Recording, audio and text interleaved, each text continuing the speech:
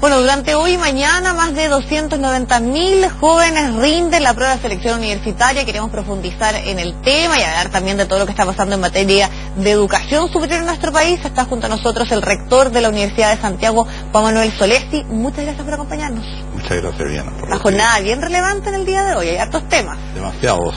Sí, así. Hoy y mañana. Bueno, pero comencemos con lo que está ocurriendo con muchos de jóvenes que están en este momento a la espera, los que tienen que rendir la prueba de ciencias. Ya se rindió durante esta mañana la de lenguaje y comunicación. ¿Cómo ha sido el proceso hasta ahora? Yo lo que entiendo es que el proceso no ha tenido ninguna dificultad, digamos, ninguna situación coyuntural, y está todo dentro de lo que estaba previsto. Algunos años siempre se han dado ciertas polémicas por las filtraciones. Eso ya es como de otra época, ya quedó absolutamente resuelta esa problemática que se da en algunos tiempos. Yo creo que en la medida que se van perfeccionando los sistemas computacionales, en la medida que las universidades vamos convergiendo a una sola plataforma, finalmente eso se va a acabar, digamos, no van a haber más filtraciones, especialmente los resultados, que era donde se producía esa pugna por quién sale primero con el resultado. Pero algunas preguntas en algunos momentos que se filtraron también. Claro. Hubieron a veces que hubieron copias, digamos. Claro. Yo cuando doy la prueba tuve que dar 2 veces porque se robaron la prueba y hubo que volver a darla. Sí, no pasó solamente esa vez, pasó algunas otras veces también. Todo eso ya usted dice que ya es parte de temas que se han ido mejorando. Las medidas de seguridad están absolutamente consolidadas.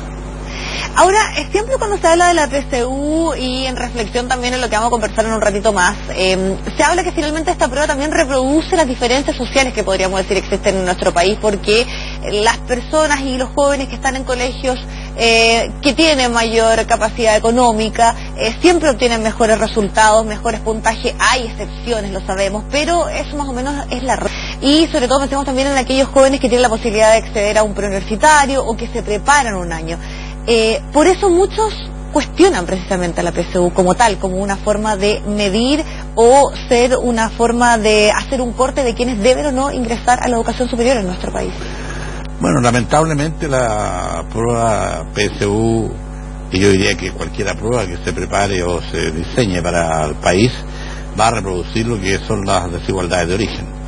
Significa que aquel estudiante que viene de un colegio más malo frente al estudiante que viene de un colegio muy bueno, con todos los reforzamientos que tú dices, el bueno va a obtener mayor resultado, mayor porcentaje y va a tener mejor opción de entrar a la universidad que el otro, lo cual es totalmente injusto, porque él no tiene la culpa de que le haya tocado un colegio malo, con profesores malos y con instalaciones malas. Entonces, es absolutamente injusto. Pero cualquiera sea la prueba, mientras no corrijamos eso, cualquiera sea la prueba que se tome, vamos a tener el mismo resultado. La PSU tenía la misma desigualdad, y uno ve que la brecha se mantiene año tras año, año tras año, año tras año. Y estoy seguro que no van a faltar los profetas de última hora que cuando salgan los resultados de la PSU dicen, otra vez la PSU marca la brecha, qué sé yo, entre rico y pobre. Va a ser así, sí. Es imposible que sea distinto. Ahora, para que se produzca un cambio y finalmente nosotros podamos salirnos de esa lógica, todos sabemos que eso va a costar mucho tiempo. En el intertanto, entonces, ¿sigue teniendo una validez la prueba de selección universitaria? La tiene, pero el año 2014, 2013, 2014, nosotros hicimos un cambio, que fue introducir el ranking de nota. Sí. El ranking de nota que muestra el alumno que ocupa los primeros lugares de su colegio, ¿ya? Y que está rankeado de acuerdo a un puntaje y tiene un determinado puntaje. Y eso es independiente del colegio en que estudie. Ahora, eso obviamente nos va a mostrar qué cosa, de parte del estudiante, su capacidad para estudiar, su resiliencia, en general, digamos, su amor por ser de los primeros del curso, ¿ya? Esos estudiantes van más a leer más libros, van más a la biblioteca, van más al cine, etcétera. Entonces, eso también hay que premiarlo de alguna manera. Y yo creo que el ranking de notas ha hecho esa tarea por el momento. Hablemos un poquito de lo que está pasando con respecto a la discusión de la gratuidad. Se rechazó la glosa y se están conversaciones. Y hay una pugna bien política, o sea, si darle o no mayores becas a los universitarios que puedan entrar a las universidades privadas, generando esto cierta molestia en algunos sectores de la nueva mayoría que señalaban que aquí se debía potenciar lo estatal, lo público. ¿Qué le parece a usted esta discusión que en este momento podríamos decirlo es política, pero que tiene de fondo lo que va a pasar con la gratuidad el próximo año?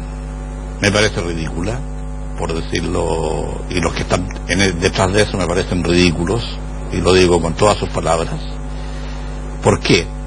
Porque lo que hacen es eliminar un programa donde está la gratuidad de las universidades del Estado para después pedir una compensación a través de becas o a través de algún otro beneficio para universidades privadas. ¿Por qué no se pide derechamente?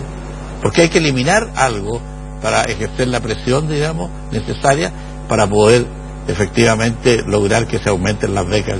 A mí me parece... parlamentaria de Chile vamos con esta solicitud? En general, aquí hay parlamentarios, perdóneme. Sí, es transversal. Algunos. Aquí hay parlamentarios de la nueva mayoría que han favorecido ya esta política. No hay nadie que se pueda lavar las manos limpiamente. ¿En particular la DC? No, fíjate, PS ha sido más insistente en todo esto, digamos. Incluso algunos connotados PS han estado frente, digamos, a esta situación. Entonces, yo creo que lo que han hecho, han votado en contra de las universidades estatales. ¿Para qué? Hoy día las universidades estatales están sin programa 29, o sea, con 235 mil millones de pesos no tienen gratuidad, no tienen nada, no tienen sueldo, no tienen nada. Si no se repone ese programa 29 y se aprueba, se va a producir una situación de marca mayor, no solo de gratuidad, digamos. Y yo creo que todo tiene que ver por un hecho coyuntural de desigualdad. Y yo pienso que no existe esa desigualdad ni esa discriminación en este caso, digamos, porque se habla de discriminación de universidades que tienen 4 años mínimo, y como hay en las universidades del Estado universidades que tienen 3 años, entonces se dice que esas universidades no deberían tener acceso a gratuidad.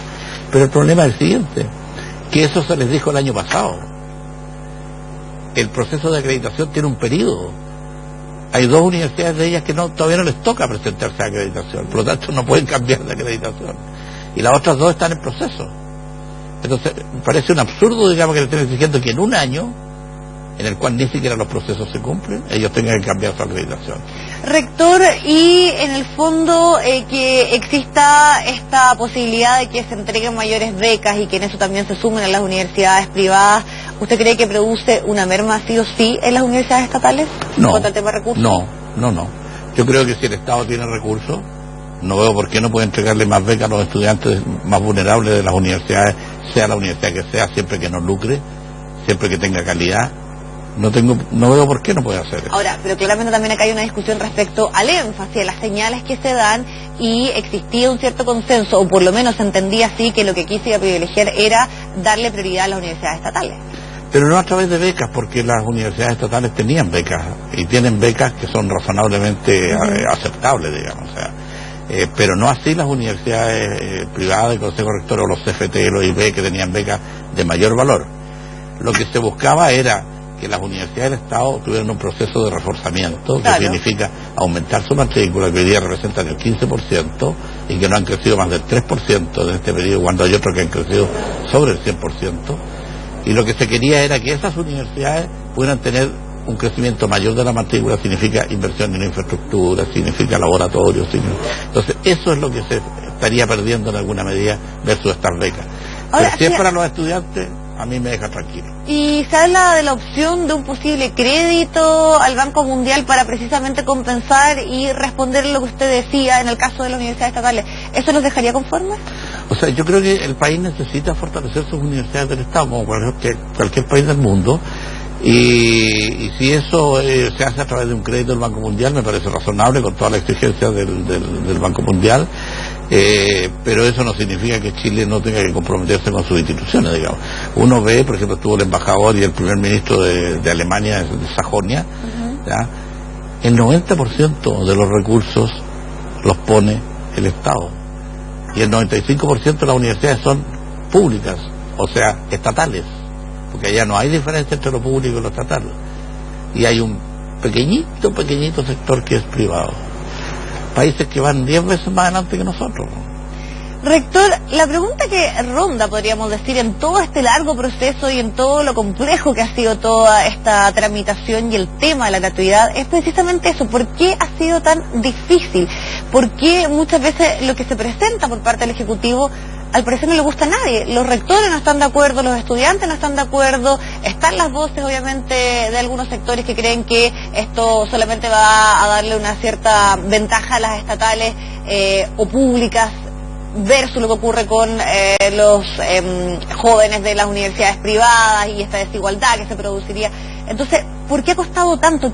¿Qué ha pasado? ¿Cuál es su diagnóstico respecto a eso? Mira, mi diagnóstico es grave, primero que nada, porque yo creo que este es el tema en el cual florece mucho más las ideologías que hay de por medio, sobre la libertad de enseñanza, sobre la libertad de culto, sobre si yo puedo o no puedo, digamos, hacer tal o cual actividad, si yo puedo hacer rentable la educación, si yo puedo obtener recursos de esa educación.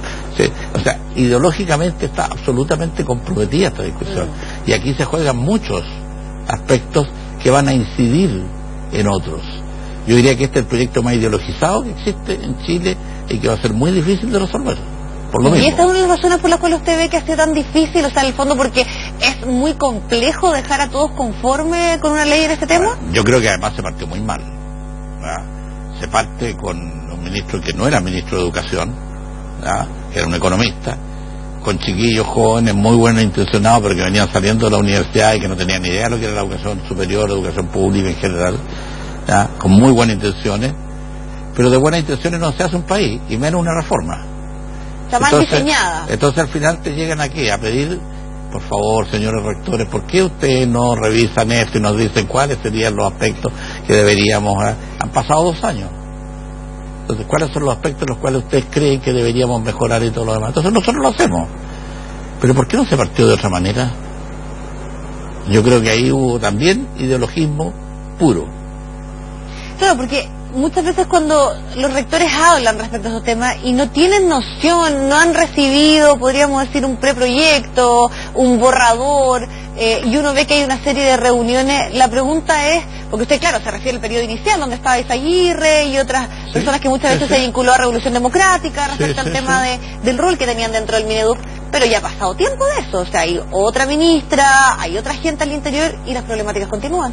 Que mira, al principio fue Izaguirre, después Izaguirre siguió manteniendo su presencia en educación durante mucho tiempo y apareció, de hecho, presentando a los estudiantes, presentando a todos el proyecto de ley, que era su proyecto, era como su guagua, él la cuidó como recién nacida, digamos, durante mucho tiempo, estando la ministra, hasta que al final yo creo que la ministra se pegó, ¿sabe qué más? Hasta aquí nomás, y aquí la cosa se va a manejar de otra manera, y empezó a pedir ayuda.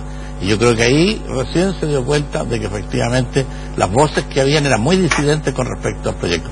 ¿Cómo es que haga un proyecto un gobierno y no le guste a nadie? A nadie. Es casi imposible hacerlo eso. Es como ganarse la lotería. A alguien tendrá que gustarle el proyecto de ley, digamos. O sea, entonces uno espera que en esta etapa se mejoren esas condiciones para que ese proyecto pueda salir adelante. Yo creo que Chile necesita una reforma. Sin lugar a dudas necesita una reforma educacional. Muchos temen que ni siquiera este gobierno pueda terminar con el tema de la reforma de la educación superior y con este compromiso y con esta ley motiv que para muchos era el tema central de la administración Bachelet. Yo creo que cada día se va haciendo mucho más efectivo y mucho más cercano a este temor.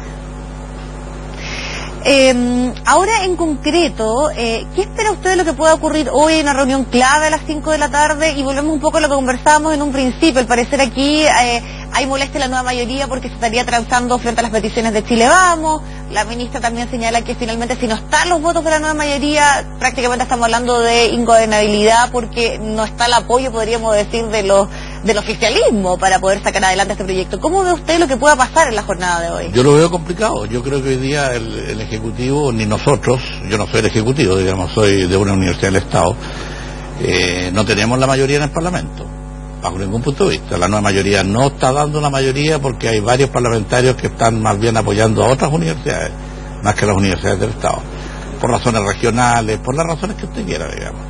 Se olvidaron de que tenían un concepto de país, un concepto de universidad, que era la universidad del Estado, y están, yo diría, entregados a otras universidades. ¿Hay una especie de deslealtad, cree usted, ahí, con también lo que se firmó respecto al programa de gobierno o los compromisos que había en esta materia con la presidenta Bachelet? Yo creo que no es solo deslealtad, yo creo que es una falta de ideales, una falta de ideales. Yo no me vendo a cualquiera, por ningún motivo. Perfecto. Rector, le agradecemos muchísimo su tiempo para conversar de este tema. Atentos vamos a quedar, por cierto, a todo lo que pueda ocurrir. Yo me voy ahora a Valparaíso precisamente a hacer un punto de prensa y después ver cómo podemos influir en el proyecto. Ya pues, atentos también nosotros vamos a quedar. Gracias por acompañarnos. Gracias a usted.